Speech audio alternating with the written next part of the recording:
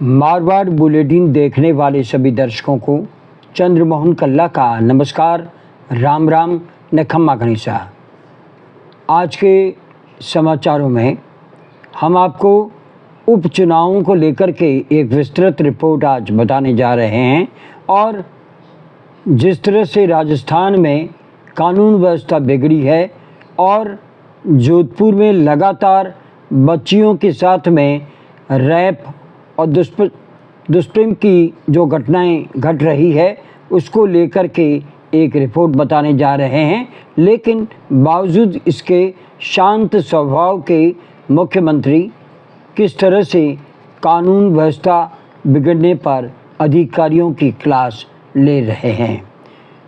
आपको ये भी बता दें कि भारतीय जनता पार्टी सभी के सभी 6 सीटें जीतने के लिए अपने हाथ पैर मार रही है, लेकिन इतिहास गवाह है उपचुनाव में हमेशा भारतीय जनता पार्टी का प्रदर्शन राजस्थान में फीका रहा है। अब समाचार विस्तार से। उपचुनावों को लेकर के चुनाव आयोग ने तारीखों की घोषणा नहीं की हो, लेकिन राजस्थान में इन सीटों को लेकर सरगर्मियां बढ़ गई है। आपको बता दें कि अभी तक 3 सीटें कांग्रेस के विधायक सांसद बने, 1 सीट पर भारतीय जनता पार्टी और 1 सीट पर आरएलपी का विधायक हनुमान बेनीवाल नागौर से सांसद बनने के कारण से खाली हुई है। भाजपा फूंक फूंक करके कदम रखते हुए सभी सीटों पर कब्जा जमाना चाहती है, अपनी ताकत दिखाना चाहती है और इसके लिए वो आतुर भी दिखाई दे रही है। भाजपा के प्रदेश प्रभारी राधा मोहन अग्रवाल राजस्थान आए थे। उन्होंने कार्यकर्ताओं को जोड़ने का मंत्र भी फूंका। वे उन 3 सीटों पर गए जहां कांग्रेस के पूर्व उप मुख्यमंत्री सचिन पायलट का दबदबा है, या यूँ कहें कि उनका गढ़ माना जाता है। दौसा, देवली, उनियारा व झुंझुनू वे गए थे और उम्मीदवार किसे बनाया जाए, कार्यकर्ताओं की नब्ज टटोली थी। उनके बयान विवादित थे, लेकिन उनके निशाने पर सचिन पायलट थे। पायलट जब निशाने पर होते हैं तो तय है कि राजस्थान की राजनीति में एक तरह से आग लग जाती है। इस पर सहज ही सोचा जा सकता है। वहीं पूरे राजस्थान में राधा मोहन के विरुद्ध यूथ कांग्रेस हंगामा कर रही है, तो प्रदेश कांग्रेस अध्यक्ष गोविंद सिंह डोटासरा निरंतर राधा मोहन पर हमलावर है।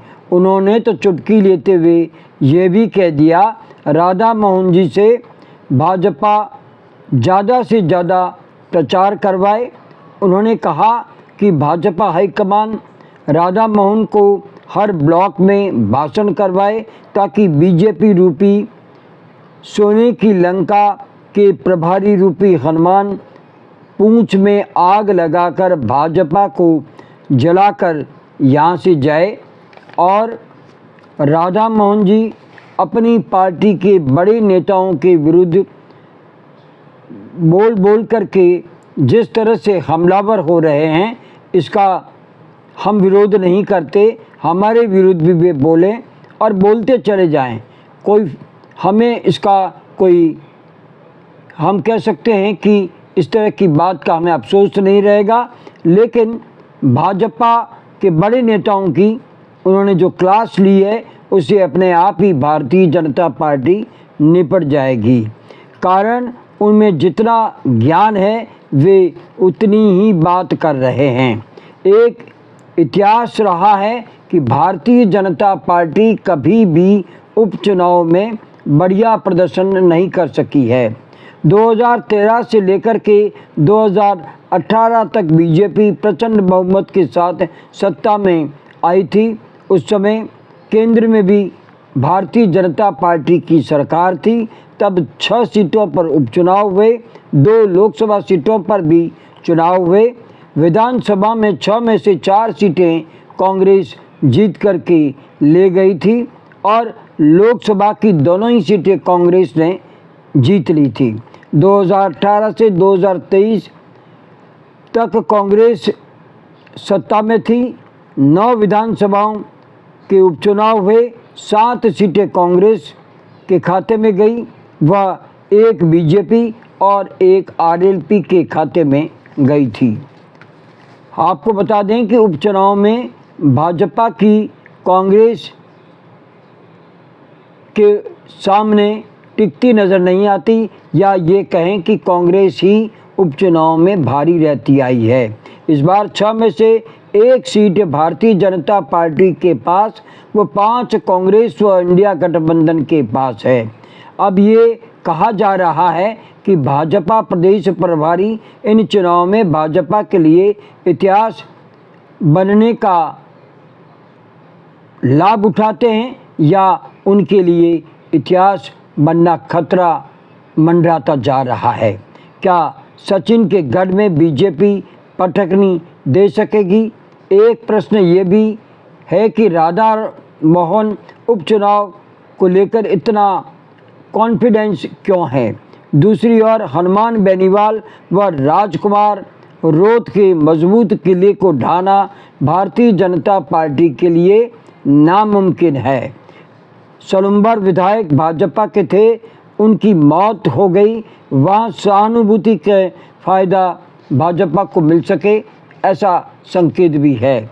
सबसे बड़ी बात निकल कर के सामने आई है कि डॉक्टर किरोड़ी लाल मीणा से जब ये पूछा गया कि दौसा में भारतीय जनता पार्टी जीत सकती है क्या, तो उनका कहना था कि आप मुझसे क्यों पूछ रहे हैं, वे तो सवाई माधोपुर के विधायक हैं, वे दौसा के बारे में नहीं जानते। जबकि ये तय है कि दौसा में किरोड़ी लाल मीणा का गढ़ माना जाता है।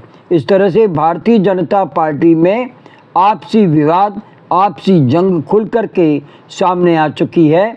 जबकि सचिन की तरह किरोड़ी लाल मीणा भी भारतीय जनता पार्टी के बड़े नेताओं में माने जाते हैं। आपको ये बता दें कि दूसरी ओर मुख्यमंत्री भजनलाल शर्मा शांत रहकर बड़ा काम कर रहे हैं। वे नए मिशन की ओर बढ़ते नज़र आ रहे हैं। भाजपा विधायकों ने सदन में अपनी सरकार को घेरा। विपक्ष लगातार पर्ची की सरकार कहकर भजनलाल को टारगेट कर रही थी। सरकार व संगठन में भाजपा में दूरियां नज़र आ रही थी, लेकिन भजनलाल का रंग बदला सा नज़र आ रहा है। वे शांत रह कर के हर संघर्ष का सामना कर रहे हैं और वे आम काफिले को, जहाँ से आम पब्लिक गुजरती है, रेड लाइट आती है तो अपना काफिला रोक लेते हैं। वे रेलगाड़ी से जोधपुर जाते हैं, वह ट्रेन में ही जन सुनवाई करने लग जाते हैं। बरसों से बच्चों से मिलते हैं और वे अपनी छवि जनता के बीच में सुधारने की कोशिश कर रहे हैं। लेकिन राजस्थान की कानून व्यवस्था बिगड़ी हुई है। पूर्व मुख्यमंत्री अशोक गहलोत के गृह जिले जोधपुर में तो हालात सबसे ज़्यादा खराब है और ये पहला मौका है कि एक के बाद एक गत 16 दिनों में 4 बच्चियों के साथ में दुष्कर्म और रैप हो गया।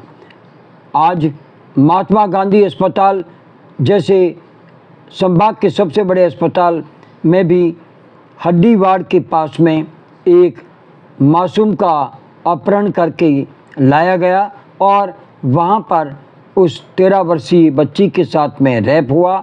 सुरक्षाकर्मी इसमें शामिल थे। सुरक्षा गार्ड जो ठेके के आदमी होते हैं, वे उस बच्ची को उठा लाए थे। तो क्या ये गांधी अस्पताल में जो सुरक्षा गार्ड लगते हैं, वे बिना किसी आधार के, बिना जान पहचान के लगा दिए जाते हैं? इस तरह की हरकत जोधपुर के इतिहास में पहली बार हुई है कि किसी अस्पताल में एक बच्ची को ला कर के उसके साथ में रैप किया जाए। इस तरह की कानून व्यवस्था बिगड़ रही है। जयपुर में हेड कांस्टेबल ने आत्महत्या कर ली। तो विपक्ष का कहना मुनासिब है कि जो गृह मंत्रालय भजन लाल के पास में है वे गृह मंत्री दूसरा रख ले, लेकिन भजन लाल फिर भी शांत है और अपने किरदार में जनता के बीच रहते हैं। और भजन लाल ने चुप रहते हुए कई अधिकारियों को नोटिस दे दिए, सख्ती बरत ली, लेकिन वे कहकर के सामने नहीं आते। कई अधिकारियों को नोटिस दिए गए हैं और कानून व्यवस्था नहीं सुधरने के लिए उन्हें ये भी कह दिया गया है कि आप कुछ दिनों के मेहमान हैं। जोधपुर में ये मान करके चलिए, जिस तरह की हरकतें हो रही है, कानून व्यवस्था बिगड़ रही है, पुलिस को लेकर के लोगों को ये भावना पनप रही है कि पुलिस सुरक्षा नहीं कर सकती। जोधपुर की पुलिस में भी मुख्यमंत्री भजन लाल बदलाव करे तो कोई अतिशयोक्ति नहीं होगी और भजन लाल की ये शांति बड़े तूफान का संकेत है। देखते हैं भजन लाल शर्मा कानून व्यवस्था को किस तरह से मजबूत करते हैं। लेकिन जिस तरह से महात्मा गांधी अस्पताल में बच्ची के साथ में रैप हुआ, उन दरिंदों को पकड़ करके ये संकेत जनता के बीच में संदेश जाना चाहिए कि इस तरह की हरकत करने वाले को फांसी की सज़ा सुनाई जा सकती है। आज बस इतना ही। अगला समाचार बुलेटिन लेकर फिर हाजिर होंगे और इजाज़त लेने से पहले हम जानना चाहते हैं कि आपको ये चैनल कैसा लगता है। अगर आपको ये चैनल पसंद है, इसे सब्सक्राइब करें, लाइक करें, शेयर करें और इस चैनल को बढ़ावा दें। आज्ञा दीजिए। नमस्कार, जय हिंद, शुभ रात्रि, सब्बा खैर, जय जय भारती।